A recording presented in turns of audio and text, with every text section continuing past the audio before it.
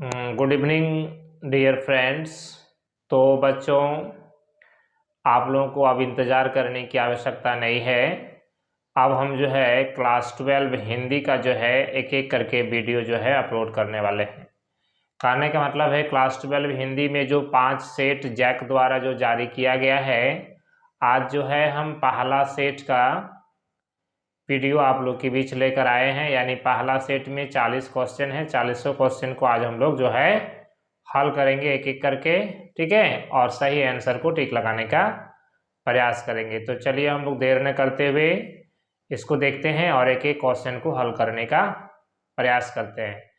एक चीज़ बताना चाहेंगे बच्चों, प्लीज़ हमारा चैनल है सृष्टि एजुकेशन, प्लीज़ इसको लाइक शेयर एंड सब्सक्राइब कीजिए और हमारे हौसले को बढ़ाइए, तभी आपको जो है समय पर वीडियो जो है हमारा मिल पाएगा। ठीक है, तो चलिए आगे बढ़ते हैं, देखते हैं एक एक करके क्वेश्चन को हम लोग हल करते हैं।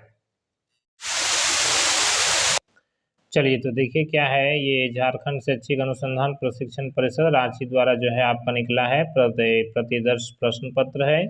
कक्षा 12 विषय हिंदी ऐच्छिक, जिन्होंने हिंदी ऐच्छिक रखा है उसके लिए है ये क्वेश्चन आंसर। समय आपको जो है 1.5 घंटा मिलेगा और पूर्णांक जो है 40 है, सेट 1।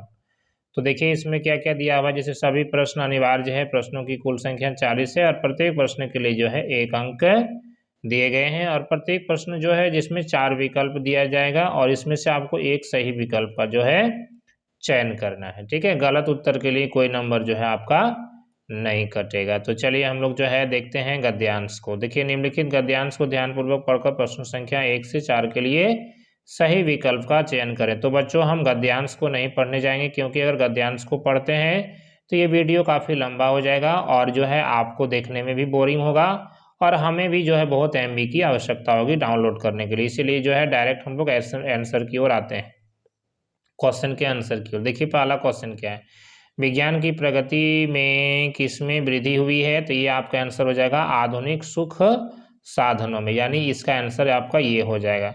फिर है दूसरा क्वेश्चन, विज्ञान की प्रगति हमारे लिए चिंता का कारण क्यों है? तो इसका आंसर हमारा हो जाएगा आपका ये D नंबर का हो जाएगा। इसमें ये मानव बुद्धि भी कुंठित हुआ है, शारीरिक स्वास्थ्य में गिरावट आई है, मानसिक स्वास्थ्य में गिरावट आई है, ये सभी हो जाएगा इसका आंसर। चलिए 2 नंबर हो गया। फिर हम लोग तीसरा क्वेश्चन को देखते हैं, क्या है देखिए, उपयुक्त गद्यांश के लिए उपयुक्त शीर्षक क्या होगा? तो इसका शीर्षक हो जाएगा वैज्ञानिक प्रगति व आध्यात्मवाद। फिर है विज्ञान जनित बुराइयों से मुक्ति कैसे मिल सकती है? उससे मुक्ति कैसे मिल सकती है? भौतिक और आध्यात्मिक उन्नति में संतुलित सामंजस्य स्थापित करके जो है हमको जो है मुक्ति मिल सकती है। तो इसका आंसर आप C नंबर हो जाएगा। फिर देखिए क्या है, पद्यांश है। एक पद्यांश दिया गया है, पथ पर चलना तुझे तो मुस्कुरा कर चल मुसाफिर, यह मुसाफिर क्या जिसे कुछ सूल ही पथ के थका दे। तो बच्चों इस तरह पर ये आपका पद्यांश है। इस पद्यांश को आप लोग वीडियो को पॉज करके पढ़ लीजिएगा। हम जो है डायरेक्ट आंसर की ओर आते हैं। देखिए ये इसका क्वेश्चन क्या क्या दिया है, कहता है प्रस्तुत पंक्तियों में कवि किसे संबोधित जो है किया है? तो इसमें किसको संबोधित किया है? ये मुसाफिर को जो है, मुसाफिर के बारे में ये पूरा जो है पद्यांश जो है दिया गया है। हर जगह देखिए मुसाफिर का प्रयोग है, यहाँ पर देखिए, यहाँ देखिए, सब जगह जो है मुसाफिर का प्रयोग हुआ है। तो ये मुसाफिर जो है इसका आंसर जो है हम लोग का हो जाएगा। तो ये आपका क्वेश्चन हो गया, ये तो आपका क्वेश्चन हो गया 5 नंबर। चलिए अब हम लोग 6 नंबर क्वेश्चन की ओर आते हैं। चलिए देखिए 6 नंबर क्वेश्चन हम लोग के बीच आ गया, पेज नंबर 3 है। कभी संघर्षों का सामना करने का क्या रास्ता बतलाता है? तो ये हो जाएगा संघर्षों का मुस्कुराकर जो है सामना करना चाहिए, ये हमको रास्ता कभी जो है बताता है। तो फिर आगे देखिए क्या है, उपयुक्त पद्यांश के लिए उपयुक्त शीर्षक बताइए। तो ये उपयुक्त शीर्षक हो जाएगा मुसाफिर। निम्नलिखित में से मुसाफिर का पर्यायवाची शब्द है, ये आपका हो जाएगा पंथी, यानी जो रास्ते में चलने वाले लोग, मुसाफिर। ठीक है, संचार शब्द की देखिए ये आपका अभिव्यक्ति और माध्यम से क्वेश्चन है, ये वेरी वेरी इंपॉर्टेंट है, यानी इसको आप जितना भी क्वेश्चन है सारा कॉपी में लिख के इसको याद कीजिएगा। संचार शब्द की उत्पत्ति का चर धातु से हुई है, जिसका अर्थ होता है चलना और एक स्थान से दूसरे स्थान की ओर जाना। ये आपका दोनों हो जाएगा, तो इसका आंसर हो जाएगा ए और बी दोनों। फिर निम्नलिखित में कौन सा प्रसिद्ध संचार शास्त्री है, तो ये आपका हो जाएगा विल्बर श्रैम। आलेख क्या है, तो आलेख एक गद्य लेखन की विधा है। फिल्म संचार के किस माध्यम के अंतर्गत आता है, तो फिल्म संचार देखिए किस माध्यम के अंतर्गत आता है, श्रव्य माध्यम, दृश्य और श्रव्य दोनों हो जाएगा आपका। फिल्म है ना, टेलीविजन जिसको बोलते हैं, तो ये आपका दृश्य और श्रव्य दोनों हो जाएगा। फीचर के लिए हिंदी में कौन सा शब्द प्रयुक्त हुआ है, तो फीचर के लिए आप इसको पढ़िएगा, तो ये आपका आंसर आएगा रूपक। संपादकीय किसके द्वारा लिखा जाता है, तो संपादकीय जो है संपादक के द्वारा ही लिखा जाता है। जनसंचार माध्यमों का प्रमुख कार्य क्या है, तो जनसंचार माध्यम का लोगों को मनोरंजन करना ये है, सूचना देना, निश्चित करना यानी अशिक्षित करना। तो आपका ये आंसर हो जाएगा, ये सभी डी नंबर हो जाएगा। चलिए आगे क्वेश्चन देखते हैं हम लोग। भारत में प्रकाशित होने वाला पहला अखबार कौन सा है, तो ये बंगाल गजट, ये आंसर हो जाएगा इसका। प्रत्यक्ष संवाद के बजाय किसी तकनीक या यांत्रिक माध्यम के द्वारा समाज में एक विशाल वर्ग से संवाद कायम करना कहलाता है, ये जनसंचार जो है कहलाता है। विश्व की पहली फिल्म ये आपका हो जाएगा आलम आरा, ये 1931 में जो है रिलीज हुआ था, आलम आरा। चलिए अब हम लोग का गौ नंबर में हो गया पाठ्य पुस्तक, ठीक है। चलिए हम लोग पाठ्य पुस्तक की ओर बढ़ते हैं। देखिए पाठ्य पुस्तक का हम लोग आ गया है, निम्नलिखित पद्यांश हो गया, इसमें एक पद दिया गया है, कविता दिया गया है, नत नयनों से आलोक उतर, ठीक है। ये किसका है पता है, यह आपका हो जाएगा सूर्यकांत त्रिपाठी निराला का सरोज स्मृति से लिया गया। तो पूछ रहा है प्रस्तुत पंक्तियों के रचयिता कौन है, तो इसका रचयिता हो जाएगा सूर्यकांत त्रिपाठी निराला। उपयुक्त पद्यांश किस भाषा में रचा गया है, तो ये हो जाएगा आपका खड़ी बोली, ठीक है। कांपा अधरों पर थर थर थर थर थर थर थर, ये आपका देखिए पुनरुक्ति प्रकाश अलंकार हो गया, अनुप्रास नहीं होगा बच्चों। यहाँ पर थर थर जो है ना, ये आपका है कांपा अधरों पर थर थर, पुनरुक्ति प्रकाश अलंकार का ये है उदाहरण है। प्रस्तुत पंक्तियां किस कविता से ली गई है, तो ये आपका सरोज स्मृति से लिया गया है।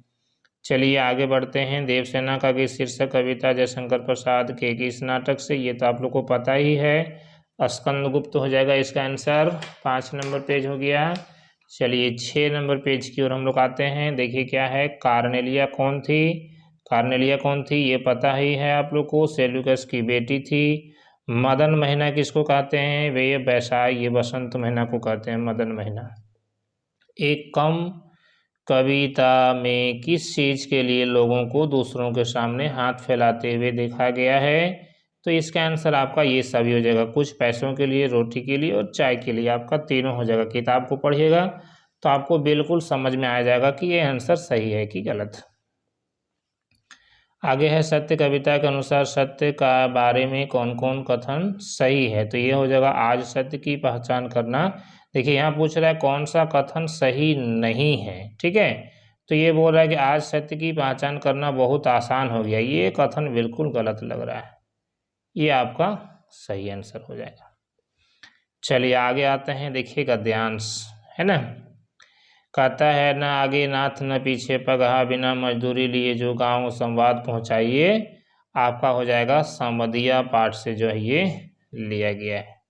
प्रस्तुत पंक्तियां किस पाठ से उद्धृत है, तो ये समदिया से लिया गया। गांव गांव संवाद पहुंचाने का काम कौन करता था, चलिए 6 नंबर देखिए आप लोग का पेज 6 नंबर हो गया। पेज अब हम लोग आते हैं 7 नंबर की ओर। देखिए 7 नंबर पेज हम लोग के बीच आ गया, तो इसका आंसर हो जाएगा, बोल रहा है कि गांव गांव है ना, ये क्वेश्चन है ना, गांव गांव संवाद पहुंचाने का काम कौन करता है।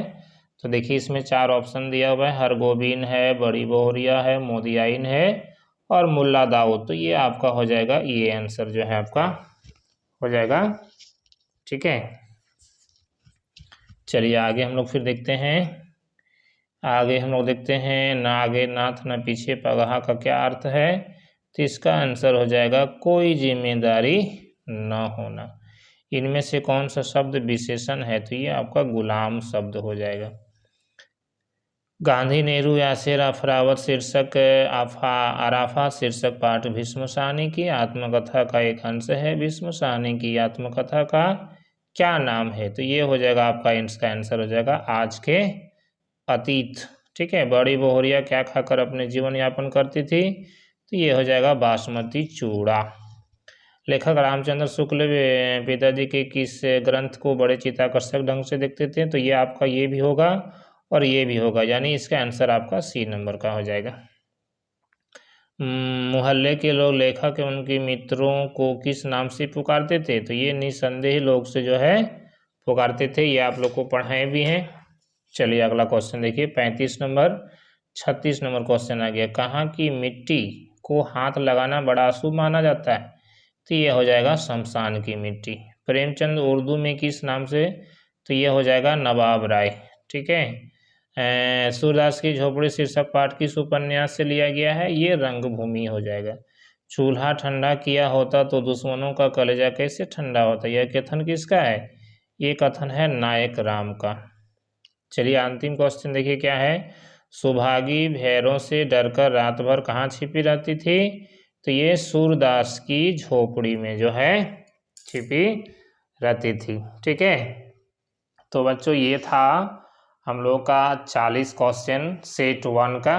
ठीक है, उम्मीद है आप लोग को ये समझ में आया होगा। अगर इसमें से कोई क्वेश्चन अगर आप लोग को गलत लगता है तो प्लीज़ आप हमें जो है कमेंट बॉक्स में जो है हमें बताइएगा ज़रूर।